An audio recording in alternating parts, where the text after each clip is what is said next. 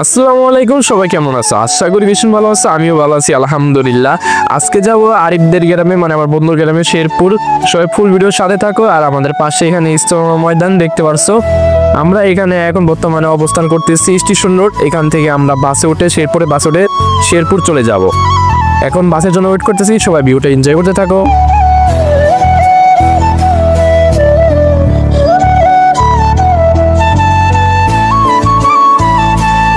Finally বাস চলে আসে, পরে আমরা বাসে উঠে গেছি। আর অনেকদিন ধরে আমরা কোনো জায়গায় ঘুরতে যাই না। একবার গেছিলাম সিলেটে, এরপর আর কোনো জায়গায় ঘুরতে যাওয়া হয় নাই। তাই এবার আমরা প্ল্যান করছি বন্ধুরা মিলে আরিফদের গ্রামে যাব। তাই যেই কথা সেই কাজ, আমরা চলে যাচ্ছি আরিফদের গ্রামে। এখন বাসে উঠে গেছি, আমাদের বাসে এখন রওনা দিবে শেরপুরের উদ্দেশ্যে। এখন সবাই ভিউটা এনজয় করতে থাকো।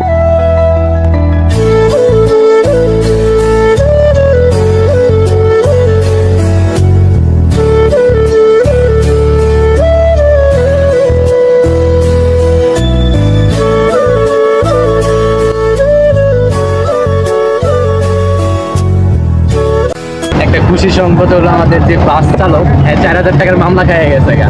বেলাইনে চালাইলে তৈরি হয়ে পড়ছে না, এই নগদ 4,000 টাকার মামলা। 4,000 টাকা পুরো বট।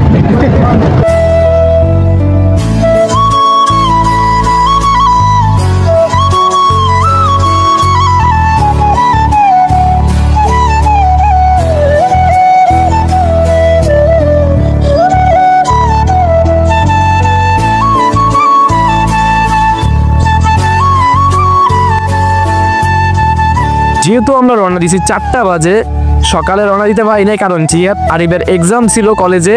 তাই আস্তে আস্তে বিকাল হয়ে যায়, পরে আমরা খাওয়া দাওয়া করে রওনা দিয়ে দিই। আর যেহেতু আস্তে আস্তে শেরপুর রাত হয়ে যায়, তাই এখানে অনেক চাপ দিছিল।